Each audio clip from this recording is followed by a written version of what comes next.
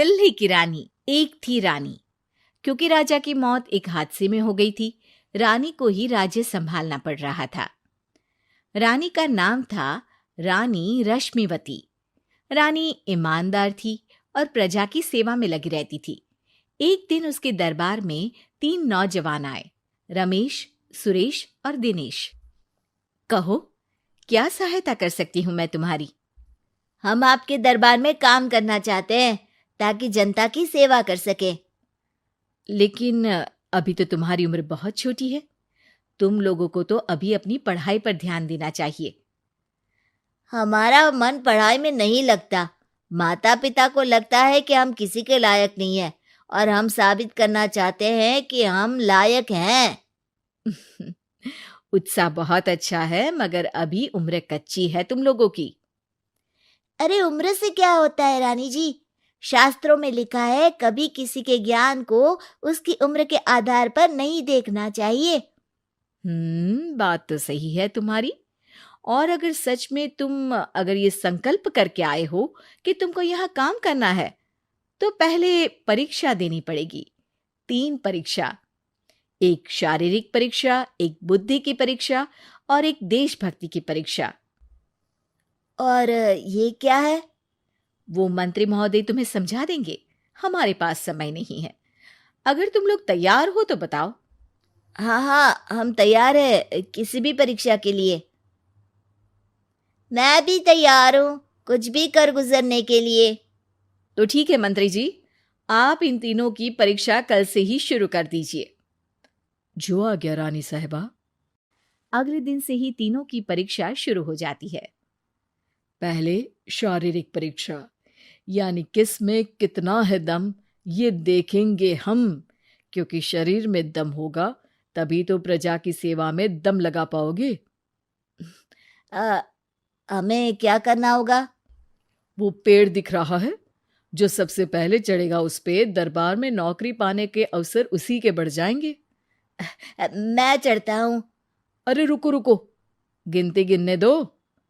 1, 2, 3। 3 की गिनती के बाद रमेश और सुरेश भागकर पेड़ के पास गए, मगर दिनेश आराम से पेड़ के पास गया। जैसे ही रमेश और सुरेश आधे पेड़ तक चढ़ गए, दिनेश ने उन दोनों की टांग पकड़ के उन्हें नीचे गिरा दिया और खुद पेड़ पर चढ़ गया। दिनेश की जीत हुई। अरे लेकिन इसने बेईमानी की। बेईमानी नहीं की, बुद्धि लगाई। शरीर के दम के साथ दिमाग में भी दम होना चाहिए। क्यों मंत्री जी? हाँ हाँ, बात तो तुम्हारी सही है, लेकिन बात अगर बुद्धि की है तो बुद्धि की असली परीक्षा हम कल लेंगे। शाम को जाकर मंत्री रानी को सब बता देते हैं।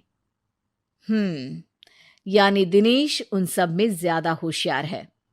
जी रानी साहिबा। अगले दिन तीनों की बौद्धिक परीक्षा का समय होता है। आज हमें क्या करना है मंत्री जी? थोड़ा सब्र करो, कल जल्दबाजी में ही हारे थे तुम। सही कह रहे हैं मंत्री जी। अरे तू क्यों ज्यादा बोल रहा है? तू भी तो हारा था ना कल। ए दिनेश, ज्यादा होशियार मत बन। अरे अरे अरे, लड़ो मत। आज की परीक्षा पर ध्यान दो।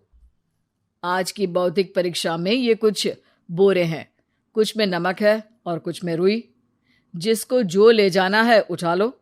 देखते हैं कि कौन जल्दी से कोई भी एक बोरा नदी के उस पार लेकर जाता है। समय शुरू होता है अब। तीनों बोरों की तरफ बढ़ते हैं। सुरेश, नमक की बोरी भारी है, ले जाने में मुश्किल होगी। हाँ हाँ, सही कह रहा है, रुई हल्की है, हम दोनों रुई लेकर चलते हैं।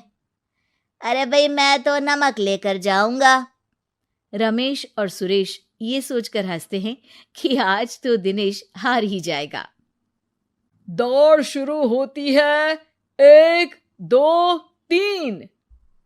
तीनों नदी की तरफ भागते हैं। रुई में वजन कम होने के कारण रमेश और सुरेश आगे निकल जाते हैं और दिनेश थोड़ा पीछे। पर जैसे ही वो सब नदी में जाते हैं, दिनेश की बोरी का नमक गलने लगता है और वजन कम हो जाता है, जबकि रमेश और सुरेश की रुई में पानी भर जाता है और बोरी का वजन बढ़ जाता है। अरे ये इतनी भारी क्यों हो गई रमेश? अरे मुझे क्या पता, शायद जादुई बोरी है। अरे लगता है कि हम बेवकूफ बन गए। बने नहीं हो, तुम हो ही बेवकूफ। इतना तो पता होना चाहिए कि पानी में नमक गल जाएगा। दिनेश का पूरा नमक गल जाता है और बोरी खाली हो जाती है। वो जल्दी से रेस पूरी कर लेता है। इस परीक्षा के विजेता भी दिनेश ही हैं। उसने दिमाग लगाकर दिखा दिया कि वो बौद्धिक परीक्षा में भी रमेश और सुरेश से आगे है। अब कल तुम्हारी देशभक्ति की परीक्षा होगी, जो स्वयं रानी मां लेंगी। रात को फिर मंत्री रानी के पास जाकर बता देते हैं कि आज की परीक्षा में कैसे दिनेश ने अक्लमंदी दिखाई और बौद्धिक परीक्षा में भी उसी की जीत हुई। अरे वाह, दिनेश तो हमारे बहुत काम आ सकता है। हम उत्साहित हैं कल की परीक्षा के लिए। वो तो ठीक है रानी साहिबा, लेकिन हमने सुना है कि पड़ोसी राज्य का राजा आकाशदीप हमारे राज्य की सीमा में घुसपैठ कर रहा है। ये तो चिंता की बात है। हमें जल्द ही कुछ करना चाहिए। अगले दिन रमेश, सुरेश और दिनेश अपनी आखिरी देशभक्ति की परीक्षा के लिए दरबार में आते हैं। प्रणाम रानी साहिबा। नमस्कार रानी जी। प्रणाम रानी माँ। हमने तुम्हारी परीक्षा पर गौर किया। दिनेश आगे हैं। हम तुम तीनों में से किसी दो को ही दरबार में काम दे सकते हैं। किसी एक को आज जाना होगा। तो देशभक्ति की परीक्षा के लिए तैयार हो? पूरी तरह से। मैं तीनों से एक ही सवाल करूंगी।